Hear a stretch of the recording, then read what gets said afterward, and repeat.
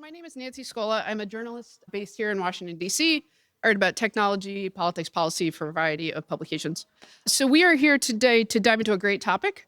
The panel is called Sovereign AI and the New Internet Order, Governing Intelligence Across Borders. So sovereign AI, in theory at least, is the idea that countries might have more control over the development and deployment of AI within their borders. In practice, though, as became clear on our planning call, what it actually means on the ground is something we're all still trying to work out. So one of the things I wanted to do today was just flesh out what do we actually mean by sovereign AI, put some meat on the bone there, and then we'll aim to answer the question, what does sovereign AI, this push towards sovereign AI, mean for the future of the internet and the development of technology more generally? So we have a great set of panelists to discuss that today. We have Kellee Wicker. Kellee's down in the end. She's the Vice President of Technology, Innovation, and Space at Meridian International Center. We have Adrian Shahbaz. He's Vice President of Research and Analysis at the nonprofit organization Freedom House. Clarke is a Senior Director for Cybersecurity at the law firm Venable, and was previously Senior Director of National Security on the National Security Council. And we have Morgan Reed, who's the President of ACT, that is a trade association for small and mid-sized tech companies. So as for logistics, I'm going to get it going, ask a couple questions of our panelists. We talked in our prep call about keeping this pretty conversational. We want it to keep it lively. I'm going to ask a couple questions, talk amongst ourselves, and then we'll open it up for audience. So really, please be thinking about what you might want to talk about with the panelists and the rest of the folks gathered today. So with that, Kellee, I'm going to start with you. Part of what you do at Meridian is to get people smarter on technology so they can make better decisions, policy decisions, both domestically and also through diplomatic channels. So you get us smarter, just to lay some groundwork, get us smarter on what is sovereign AI as you see it. Oh man, you can ask me the hard one. No pressure. So, and it's funny, we talked about this on our prep call. One of the biggest problems with having conversations about sovereign AI is that everybody means a different thing when they say sovereign AI. And so I think what really seemed like we were coalescing around was two different concepts. Sovereign AI first in the understanding of a country's ability to control the data, the compute, the talent, every aspect of the tech stack. And especially this comes into play with data centers. Do you have a data center that is yours in your borders that is subject to your laws? And this is, I think, what we see a lot of discussions with the global south coming up with this is wanting the control of every aspect of the AI model and stack. The other side of it, when we talk about sovereign AI, is often we're talking about the governance of it internationally. So the standards, the measurements, the definitions, who is determining those, and how much independence do you have in your laws to set that based on your principles and values within your country versus how much of that is getting imposed on you from outside, whether that's from an actor like the US or China, or that's the ITU, the UN, what have you. And I think it's important to talk about both of those definitions of sovereign AI, I'd say. There's other things you can talk about with that, but let's stick with just those maybe. Okay. Excellent. When, as a layperson, I hear sovereign AI, am I supposed to take from that this sort of separation from the United States or separation from China? What is the sort of noun? Both. Both. Both. Yeah. Okay. And so I think that's also where back to data centers. So you're going to build a data center using somebody else's tech. It is unlikely that if you are Rwanda, you're going to build with Rwandan chips and Rwandan people, and it's just not going to happen. But they want to be able to have a data center in Rwanda that they have full control over. And there was a lot of fear that the US or China could somehow backdoor itself into your systems, and then they would be able to restrict your access to those models. So usually a sovereign means that no one can do that to you. You can maintain control of how your systems are available and how they're used. Okay, excellent. Thank you. Adrian, you and Freedom House focus a lot on human rights, the gist of the organization, right? There's some people actually like this idea of AI customized for a local population's needs, right? You hear talk about sovereign LLMs, large language models, that might be customized to meet the needs of a particular population. Is that, other people see it, I think more commonly might be the sense that it's a tool for authoritarians to exert even more control over the population. Where does Freedom House come down on that? Or where do you come down on that? Yeah, that's a great question. So hello, everybody, and welcome to this. I think this is the most Star Wars-y title for a panel, so I think we win that award. So I think this gets back to what is sovereign AI and what are the reasons that we're seeing this push. And I might break it down into 4 different reasons. I think on the one hand, there is a lot of governments and business people around the world who are looking at the economic opportunity that AI brings, and they want to make sure that they are in on the train in the way that maybe they might have missed it with Web 2.0 or an earlier set of technologies. And that, I think, is generally a good faith approach to this. The second is this question of de-risking, and I think it was initially from China, but more and more from the United States, and particularly as this narrative has evolved in Europe. The third, and that's where the European narrative is really interesting here, is some people are justifying this as we need to be able to enforce our own laws. And so this is no more than, let's say, democratic oversight over technology in a way where whatever laws apply offline must be applied online. And then there's also this bad faith approach, which is actually about control. And this is part of, it's really interesting, this, even the term sovereignty. I mean, this stems from 2010, remarks from Chinese Communist Party officials who are talking about why China should have the right to control its own information space and disconnect from the global internet. And so very early on, they were the ones at international bodies trying to move internet governance away from a multi-stakeholder model and towards one where governments have a lot of controls. And now the Russian government has adopted that, the Iranian government has adopted that.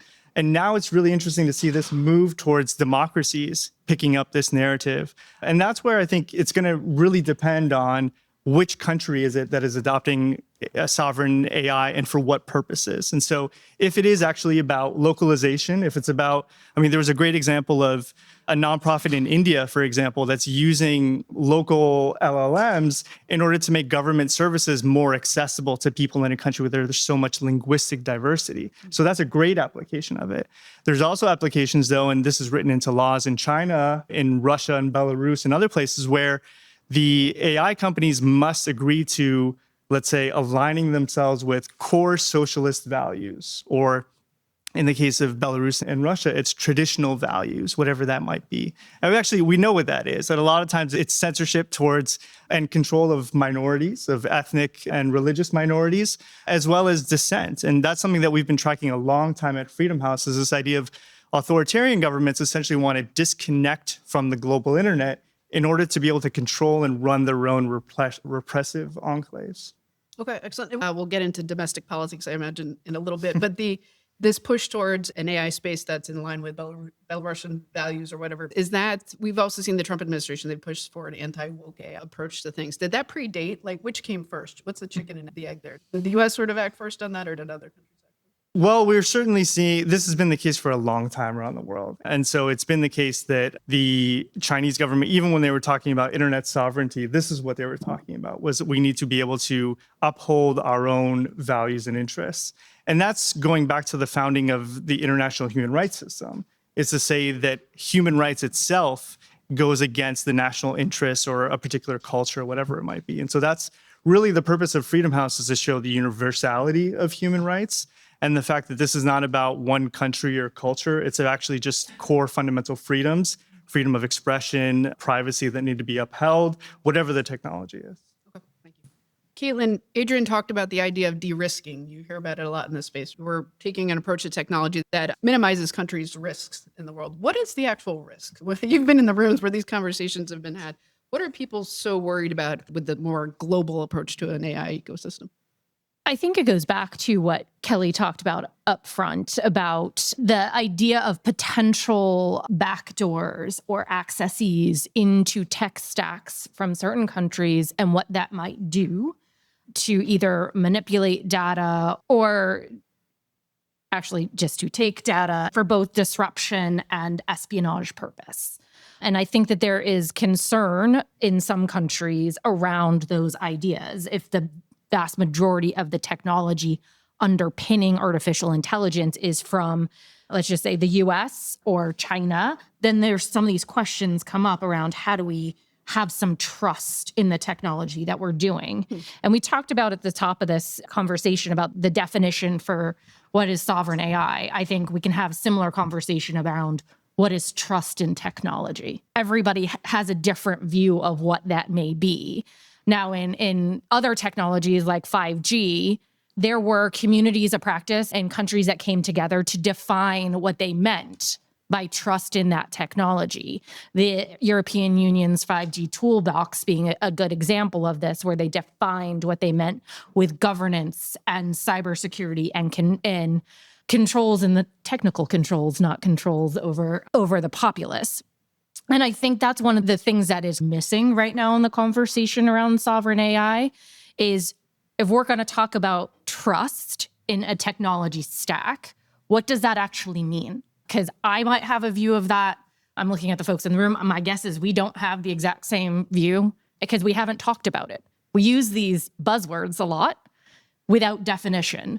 And God knows I'm a mother of 3 tween children, and I can tell you every day I am questioning what the heck does that word mean that you just said, right? Like I could be using the exact same word as my child, and I clearly have a different definition of what an uncle is, an unk versus I'm unk. I'm learning these things. And I think what we need to do is start opening up the dialogue and start defining what some of these terms mean. Now, we're seeing interesting moves in this space. A couple weeks ago, France put out its national cybersecurity strategy, and I couldn't help but notice that pillar number 4 in the strategy, and I'm going to read this specifically. Pillar number 4 of the French national cybersecurity strategy says, maintaining control over the security of our digital foundations. Like, to me, that sounds a little bit like what we're talking about here with sovereign AI, the control over the tech stack, the control over the models, the control over the output of what does that actually, how does this technology underpin our society? And as we're talking about AI really driving things, everything from transportation to healthcare to electricity, having conversations around this, what this means is really important before we get so far down the road that we start pointing at each other and saying, well, you're not trustworthy, or you can't be here, without laying the ground rules up front. I think in some other technologies like 5G, we got to the table late in defining what we meant by trust and security. And I think I would like to be Pollyanna here. That is a reference my children don't understand. But Pollyanna, looking glass half full and thinking we still have the opportunity to define trust and security in AI as countries are building out their strategies and their approach so we can have a common definition lexicon, please, for the love of God. Is that defining trust in AI, is it going to be easier or harder than defining trust in 5G? I think it's going to be harder because the tech stack is so diversified. We're talking about everything from data centers to cloud hyperscalers to the models themselves. And I think every part of the stack needs to have a conversation around what does this mean? And this gets to, I'm talking about a common lexicon. What's another way to say that? Standards. You stole my question. Sorry. I can't resist it. Just a very briefly follow up. Who defines trust then? What's the forum? What's the process? Yeah, I would like to think that we could get to an international forum to do that. You see some places where this is starting to pop up. The State Department stood up Pax Silica in the last month to talk about trusted supply chain and ecosystem around artificial intelligence. I think that's a place where some of these definitions and concepts could be defined right now. There's 8 countries in that conversation. It's an interesting swath of countries. It's the US, the UK, Israel, Greece, UAE, Japan, South Korea, Singapore, Australia. I think I got that right. If anybody's counting, I may have missed somebody. I apologize. But I think having some of these fora stood up to talk about this and to set the standards, set those definitions where we can all point to that and say, this is what I mean, is extremely important before we end up in, how many of you guys lived through the data localization pain of like 5 to 10? So I was in finance at that time in an international company doing cybersecurity compliance. Yeah. My experience of, it was the loudest voice in the room as those laws were being stood up, and people didn't really understand yet what the outcomes of those laws would mean. And you started to see them shift. Oh, well, we didn't mean that. We didn't mean that you couldn't actually move any data for a financial transaction across borders. We didn't mean that part. And then you saw this kind of the loudest voice up first. You saw some people pulling back. And then you got to really, in the end, just having to be able to demonstrate that you had control, and by control, cybersecurity controls, data protection controls around your operations. And I don't think we've really defined even that part yet for artificial intelligence as we think about what this means in the US, in Japan, in Rwanda. Can I jump in on that actually? Because this, I think, is something where sometimes people outside of these technical and very nerdy fields don't necessarily understand the significance of some of the things that are at stake here. Even determining where we will make this definition, that is a struggle because that will determine who leads it. So right now, China very much wants this conversation to be held in the ITU because they have a lot more influence in that. We want it to be somewhere else, although not anymore because we've pulled back from some of the bodies where we would have had it, where we had more influence. And so even just deciding where will we have this conversation already has predetermined the pool of who can be the winner that comes out of it. And that's why there's all this wrangling over the semantics and the forum and the people at the table, is because that's where we actually get the work done. And then we sit down and we hammer out some very vague definition. The definition itself also, who's in charge of it matters. I think one of the clearest examples of this is the definition of lethal autonomous weapons systems laws. China was very upfront and proactive about forming a definition for this and wanting there to be legislation around it. And everyone was like, wow, look, they want to be so responsible. Well, they crafted the definition to essentially exclude most of the lethal autonomous weapons systems that they would produce. And so they could have this look, we're leading on ethics and safety. But in reality, they were setting up a system where they would be privileged over all other nations. That's what's at stake here. It's these boring measurements and standards and definitions. There's a reason NIST has such a boring name and is so important. It's because standards are actually where we determine power, and everything that comes after that is just flowing from what we've already decided by the standard. And it gets very complicated very quickly. Excellent. So, Morgan, I hope you didn't take offense to Kellee calling standards boring. Thanks. No, your organization spent a lot of time thinking through technology standards. What the role does standards play? Sort of nuts and bolts in very simple terms for some of us who are new to this topic. What role is it going to play in AI development and sovereignty? The basic way, and you've heard it from my three excellent panelists, the reality is almost everything in your life that you do today is governed by standards. When you plugged your toaster in this morning, the shape of the plug you used is a standard. The wire that you plugged is a standard. When you use an Ethernet cable, it's got a little word on it, tells you the standards. But that also applies in software and hardware and in technology stacks. And they are set up by acronym soup of standards agencies, IEEE. I serve on the board of another one, LES, SDO. There's ETSI that does Europe. There's IEEE. We're all overseen by ANSI. There is this huge panoply of standards bodies that are, in theory, technical, right? They come together with a bunch of nerds to talk about definitions and rules and scope. And inside of that space, we make essentially glossaries of terms, right, of what these things mean. And that dictates the next steps forward. What's become super interesting in AI is that while we have 1,200 pieces of legislation introduced in America on AI, you also have Europe with an AI law. And the one common thing between Europe's AI law, Brazil's attempts, the United States laws is nobody has any idea what AI is. And what's happening, especially with Europe's AI Act, is they passed it, and now we're all sitting around in meetings and saying, what did you mean? And increasingly what's happening is they're saying, well, what do the standards bodies say? What definitions is ETSI, which is the primary European standard body, what are they talking about when they talk about AI? And by the way, these standards include things like at IEEE, the 7000 stack includes a standard for what bias means. Now we think of bias as a negative, but it's actually also can be a positive, meaning when they're talking about cultural norming with sovereign AI, part of that is increasing the bias of how you train it to match your culture. So what you write doesn't look the same. But as Freedom House was pointing out, that can be horribly misused to essentially mistreat minorities or characterize minorities in a country in a horrible way.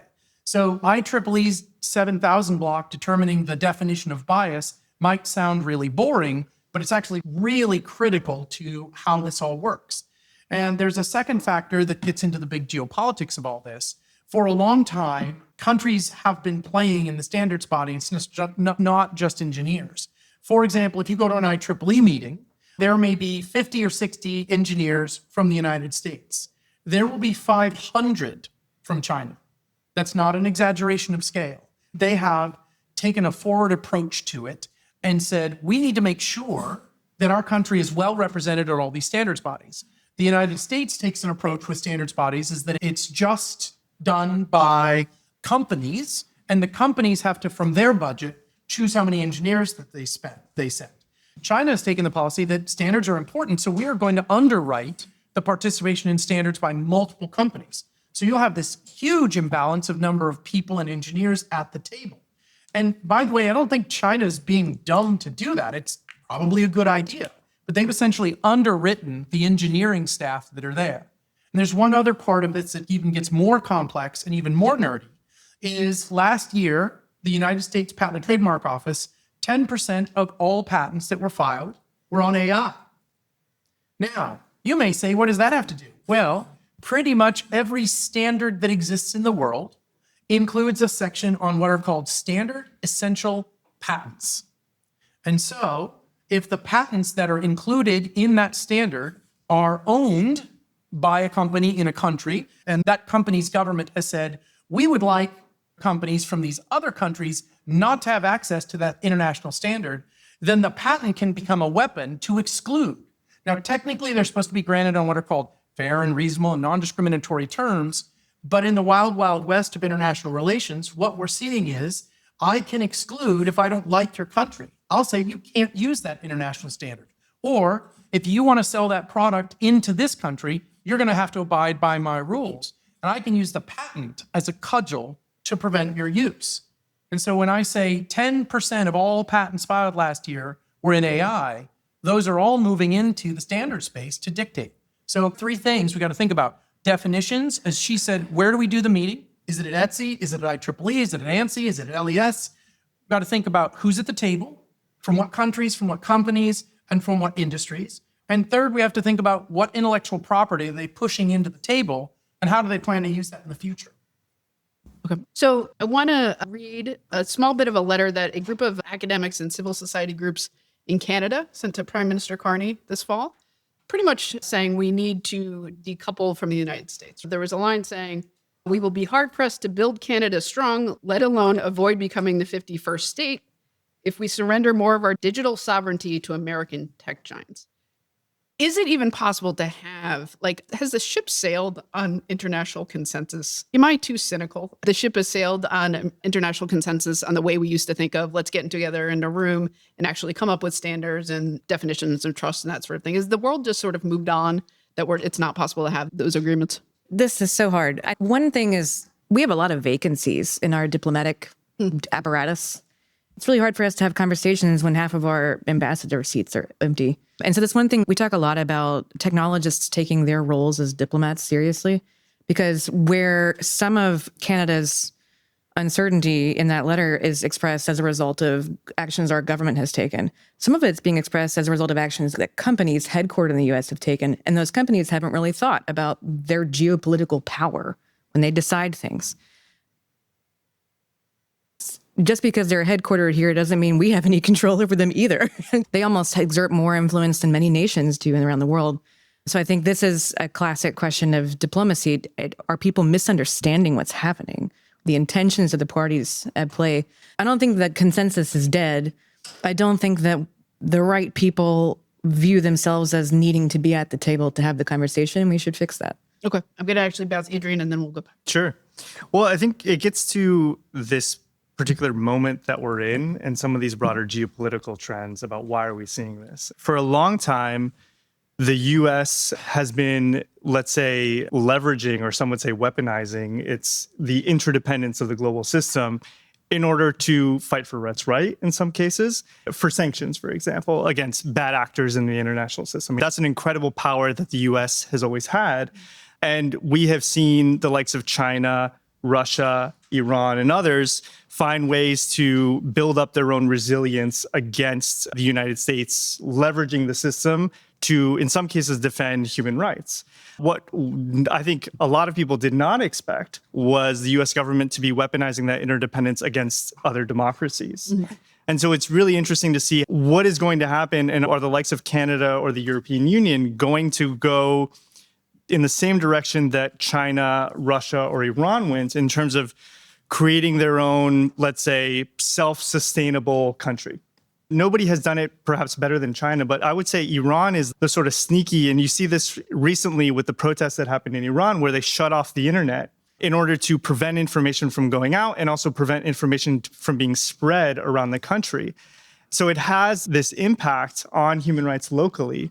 What is going to be interesting is whether that's even possible. Right now, so much of the AI stack is centralized, whether you're looking at semiconductors, whether you're looking at compute capacity or the location of rare earths. And so I hope at least that this current moment is temporary, where the likes of Canada, I think it's totally fair and we can understand why Europeans, for example, are insisting on this term strategic autonomy, which is essentially fighting for self-determination. And ultimately, that's what the international system is built for, is the respecting the rights of self-determination that every people has. But I'm hopeful that, at least to answer your question, that this is just a temporary moment, that what we need to do and what people are going to realize is that there isn't actually total self-sufficiency. We can't go back to a world of complete autarky where you are totally self-reliant economically or whatever it might be. I think we're going through a disruption right now. I do hope that in the coming years, things will settle and we will continue to appreciate why alliances are important, why strategic collaboration is important. There's no coincidence that a couple of years ago, when the White House released its own cyberspace policy, it was called digital solidarity. And that was the way to counter the narratives that were coming from authoritarian countries around digital sovereignty. So I think we need to get back to that. We need to get back to the type of thinking about trust, thinking about collaboration, because ultimately this is an interconnected world. Whatever happens in other countries is going to impact us here. And so that's why I think it's really important that we are not, let's say, burning all bridges and making sure that we actually do have partners and we can work with them to counter a lot of the challenges that are transnational in nature. I want to actually be the one to have good news, and I'm going to hand it to you. I actually think that there is hope for international, in large part because of small businesses. And the reason I say this is, if I have 1,000 potential customers, I have a hobby. If I have 100,000 potential customers, I have a business. And so a lot of small businesses need an international scope to actually be relevant. And so when digital sovereignty gets so tight that I can only serve the audience in my country or my neighborhood, my product is moribund. I don't have any chance for growth. So my ability to fill a need that has users around the world, or at least into large areas, becomes very powerful. And so for me, the hope of getting along will be because people will want those products. And there is a pretty interesting example of that, back to standards, is China actually played around with this idea from a national security perspective with something called WAPI, right? So we all use Wi-Fi. But there was a time that China proposed a different standard and mandated that all products sold within China had WAPI in it. And as apart from Wi-Fi, what 802.11b for those who play at home, and it failed. Why? Because the Chinese audience liked the products that were coming out from around the world that had Wi-Fi in it, 802.11b. And by the way, they were being made in China as well. And so there was access to them. They were better quality. They had a bigger audience. And they help drive a lot of small businesses to be successful. And I know that gets into the national security parts of how that works. I think combining what you just said about businesses really helping to shape some of these conversations and the consumer helping to shape the conversation. I'm going to go back to what Kellee said here. I think we can look at diplomats in the international community a little bit differently than we have in the past and recognize that companies play a big role in those conversations. If I'm a big transnational organization, company, the compliance complexity of having to do business in however many countries around the world, each with its own approach to AI rules and regulations, it is going to, one, stifle innovation because I can't train my models cross-border. Would I even train a language model in multiple languages? What's trying to think through all of these things? It doesn't make a lot of sense for the business community for this to be like a conversation of we need to have multiple different standards. You cannot grow You cannot sustain a business in that way. So I would say in the conversation around can we get to consensus, I would say the business and the private sector plays a huge role in how we can get there. I'm jokingly saying that maybe every company has an AI enterprise roadmap also needs to have a national security planner with them. But I'm not actually joking. I think you should have folks who understand the geopolitical aspects and help have those conversations with the C-suite as you're developing your strategies so that you can identify where are those areas of friction that you should engage in. Things like standards bodies. They're not just for nerds, they're for all of us too. And really, where should they use the power of their purse? We talk a lot about at least in the previous administration, we talked a lot about the power of the government purse to shape technology through the government purchasing power. But you know what? I, with, again, those 3 tweens at home, purchase a lot of technology. And I think that I should have some say in this too. And I think when we talk about what diplomacy looks like in the 21st century, it doesn't look like it did 20, 25 years ago. Diplomats look different. They're not necessarily all going through the foreign service. They are in your boardrooms. They really are. And I think that's where I have some optimism that we can get to consensus and some approach to how this works, because it really affects all of us. Okay. We're going to do questions, conversation. If we could keep questions crisp and answers crisp so we can get through a bunch. If you want to obviously continue conversations after. That's Hi, I'm Brooke Tanner with the Brookings Institution. I will shamelessly plug our Is AI Sovereignty Possible report coming out next week. But I love what you said about the definitional clarity, Caitlin. And in the spirit of that, I'm wondering, it seems like there are 2 concepts, broad categories brought up. A, the defensive resilience conversation on the physical infrastructure, like we need to reduce reliance on China, maybe US. And then the second, which Adrian, maybe you brought in, of like countries building representative applications, maybe even models like India to increase access or representation or deployment in their countries. And these seem like different motivations and different answers to different problems, but we're all looping them in this term of AI sovereignty, which maybe is just because it's a fun buzzword. But I'm wondering if you see those as 2 distinct buckets, or if there are ways we can splice AI sovereignty to make it a more tackleable policy challenge. To be honest, and maybe this is just the way my brain is wired, I see them as 2 different things. When it comes to the digital, when we talked about the infrastructure sovereignty, I think a lot of that goes back to COVID-19 and the realization of what our supply chains actually look like, and the fact when they were not moving, what that meant to economies. And I think that it's not just AI shaping this conversation about de-risking and about having some control over the digital infrastructure that drives everyday life in communities. I think COVID-19 was the first kind of aha moment on that. And I think artificial intelligence was the second. And so we're seeing a confluence of that and people realizing if there's a potential for disruption, I need to have a little bit more control over that. And how do I do that? I do that by trying to insource my supply chains and have more control over them. And so that's the way I think about the infrastructure of the conversation around sovereign AI. I'll even take it a little bit further, and thanks for the question. I'm looking forward to the report. I would bring it back even to 2013 and even to 2016 and beyond, where I think around the world, a lot of people have lost faith in the technology that they use, the different platforms that they use, and their ability to control some of the negative externalities that have come from those platforms. When you look at the ways that they have contributed to offline harms in a number, and in some cases even genocide, I think that's where a lot of the drive towards, a lot of the skepticism towards some of these governance structures comes from. And so I think it's interesting to add a third element to it, which is about these good faith efforts to actually solve real problems coming from technology and technology policies. But I do think it's important to separate these things because, and as we were alluding to with data localization, it's not necessarily where the data is stored physically. It's actually about what are the protections on how the data is stored. And so a lot of these issues, you're absolutely right that if it's about building applications that are more tailored to solving local problems, that's really a great thing. But then the question becomes, do you need to have physical control in order to accomplish that or not?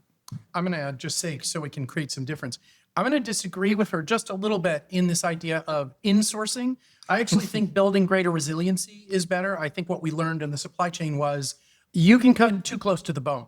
And so what worries me about if we have public policy that aims towards insourcing, it gets very insular. And again, from a small business perspective, my perspective is I want more customers in more places that have more access to my products. So I want to be very careful that our public policy doesn't say, well, insourcing is the only answer. I think it needs to be greater resiliency, which means build your domestic. Multiple vendors. Sorry, I was not clear.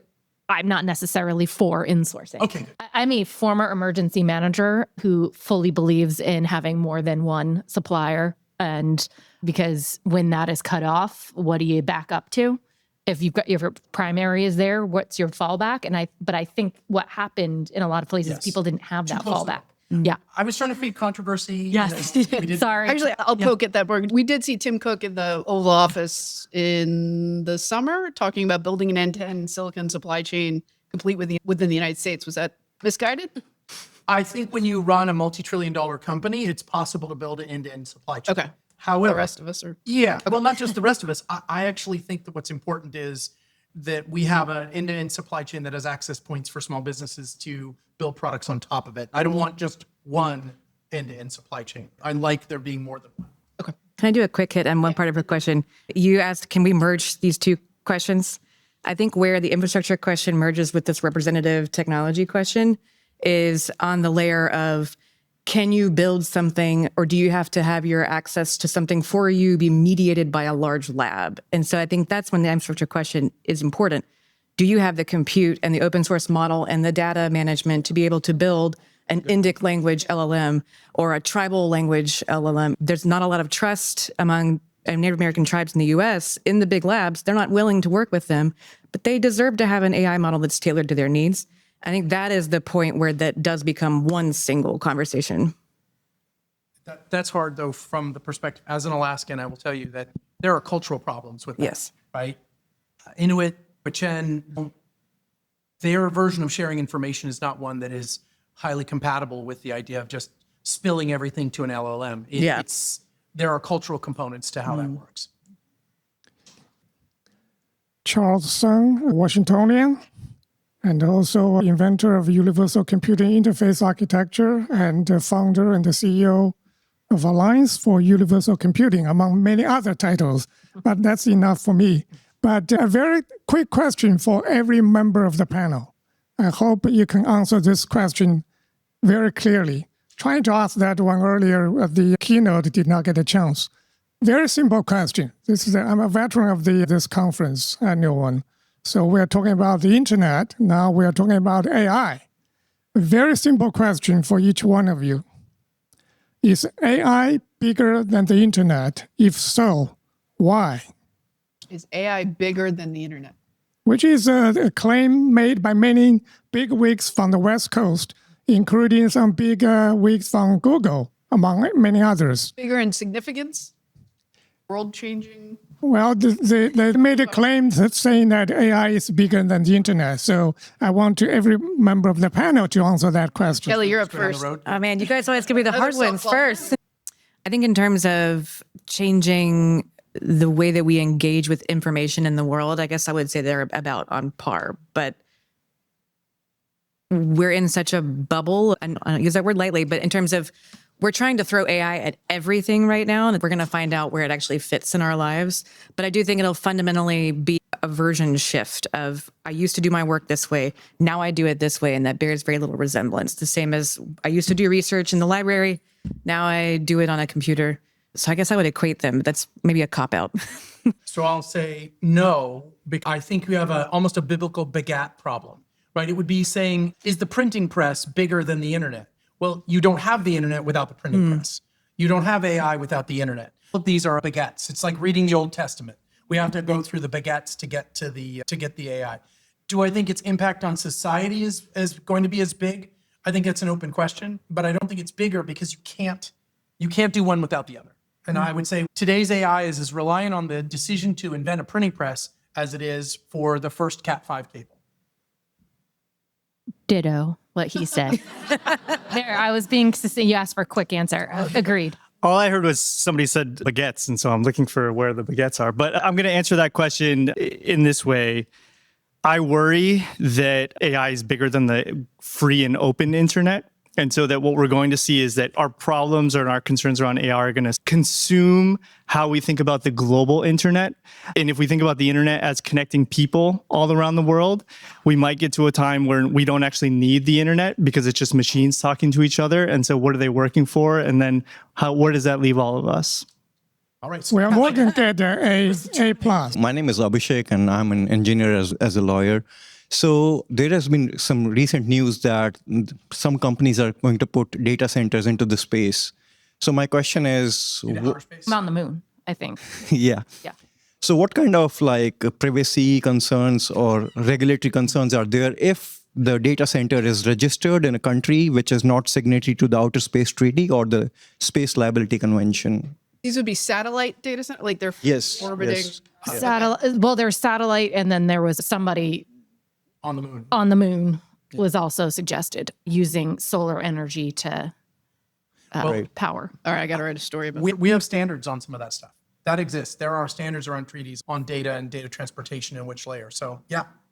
And which entities have talked about this so far? Just for those of us who have. My question was specifically about if the data center is registered in a country which is not signatory to the Outer Space Treaty or the Space Liability Convention. Right. So that's just a place where you can actually use standards, meaning that if there's an ANSI approved standard that says what are the rules by which you are governing your privacy terms, then vendors can basically say, it doesn't matter if you subscribe to the space treaty.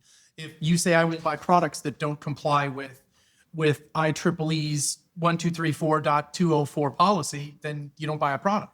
So you can actually use standards to kind of circumvent that. To say- drive where Yeah. what you expect your partners That's exactly the right to expect. to do. And so that's where, again, I'm going to talk about companies as Diplomats. but in this case, really contractual arrangements is where some of this comes in place. Oh, you're in a country that hasn't signed on to a treaty. Well, you're another company. I'm going to tell you in my terms and conditions of my contract with you what I expect of you and how you handle data and how you handle bias, everything that we've been talking about. I can put that in my terms and contract. I'm not a lawyer. I want to be very clear. I'm not a lawyer, but I can tell you the lawyers at my company could write that. So.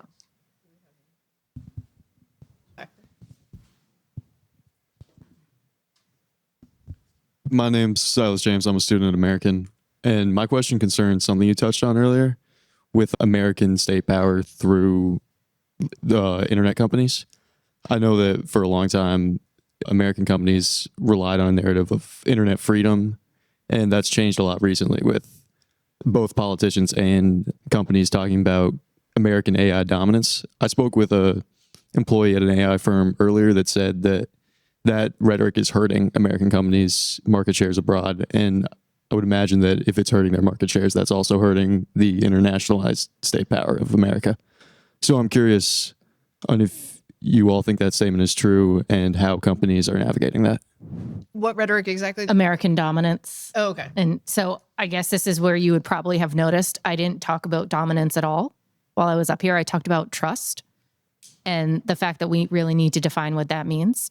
That's the way I look at things, is probably because I worked in issues around 5G and telecom, and the parties to that were not U.S. companies. And some of them were not U.S. companies. Some of the leaders in that space were European companies. And so I purposely use terms like trust. I can't speak for this administration because I'm not in this administration, but this is one of those reasons why I think we have to, I'm going to go back to words have meaning. And we need to make sure that when we're having conversations with countries around the world, that the words, I mean, even if you look at Pax Silica, the recent US-led approach to security and supply chain, I don't think you see the word dominance in the charter of that. I see the word trust. And so that's what I go back to. They do present it as winning the AI race. They That is do, what but they through have. trust. You hear the winning the race a lot from a lot of different administrations. You hear winning. Yeah. Military. I'm curious what you think about this. The intersection of the U.S. dominance. Yeah. Well, I think that listen, even from the early days of the global internet, you had a lot of examples of American tech giants who were working in authoritarian countries who were building up their surveillance capacity, their censorship capacity, a lot of great investigative reporting on that. And if the question is sort of, does AI sovereignty harm US companies? I'm not really worried about that because the companies are going to be fine. Right now, what you see is a lot of companies selling sovereignty as a service. And so the largest US companies are going to Europe and to other countries and say, oh, you want sovereign AI? We can build that for you as a US company. So that sort of shows the hypocrisy of the term AI sovereignty. If it is all just US companies who are building something for you, it gets really complicated. Hi, I'm Lalantika, a student at Georgetown Law. My question is simply, when we're talking about sovereign AI and governance, are consumers a legitimate interest, or are they just a pawn in the greater wars between business interests and power and dominance? Well, as the business guy here, I would say, without consumers, we're not in business. So consumers are ultimately the major player. To her use of the word trust, that's the thing, right? If my customer doesn't trust me, they don't buy my product. And so within the bounds of the scope that we have available, the consumer is a major part of the equation. I think the area where governments are going to have to get on top of it, it isn't things like DMA and AI Act in Europe or similar ones in Japan and around the world. It's actually getting back to a harms theory, which is somebody being unfair? Are they being deceptive? Are they lying? Are they cheating? Are they doing acts that have a harm, and it can be reputational harm as well, to a consumer? Because I think that leads to a visceral feeling of saying, I'm not going to do business with that company. So if you detach it from the harm and the consumer can't see they're part of it, then it feels ephemeral. If you're like, this guy won't let me buy a house because the way that his model is trained has determined that people of my skin color or my ethnic background can't buy houses, that's an identifiable problem that you can get. And I think that countries have to look at how are there identifiable harms. The FTC used to really focus on unfair and deceptive trade practices, UDAP, Section 5. I think that's the way the consumer has to be part of it, because you're going to have to attach it to a harm. Otherwise, it's too ephemeral. I think it's a great question. One thing that I heard at a tech conference was the VC saying, well, we can't have tight regulations on AI because China's going to win. And so they gave the example of, if somebody's killed from a self-driving car in China, they're not going to stop. So why should we stop? And so we shouldn't hold companies accountable for that. So I think what we should be insisting on, and this is why I really, from my perspective, don't like the term AI sovereignty. It shouldn't actually be about sovereignty. It shouldn't be about an AI race and winning this race for whatever. What are we racing for? Ultimately, we're racing for a democracy, prosperity, human dignity, human rights. That has to be the center of the race. And if we lose the plot just because for its own sake, then I think we all lose. The consumer loses, the citizen loses, and the world loses. Lightning round to wrap up. I know you guys are going to love this, but if I want to make a prediction in 10 years, I want to sound smart and happy. I want to say in 10 years, AI is going to be completely dominated by American companies and American expectations for AI, or the US is going to be merely a small player in the AI ecosystem. Which one do I say? So I feel like it's going to end up with where it's kind of the internet, where the internet is American, but not dominated by American values. It's flexible. But I would say that while we may not be the clear frontrunner forever, I think we have kind of shaped the stage already. So long as we make sure we have access to capital, access to talent, and access to the underpinning infrastructure, then the United States has no reason to fall behind. If we don't do those things, then the answer is no. I agree. I think in 10 years, you will see U.S. leadership in this space.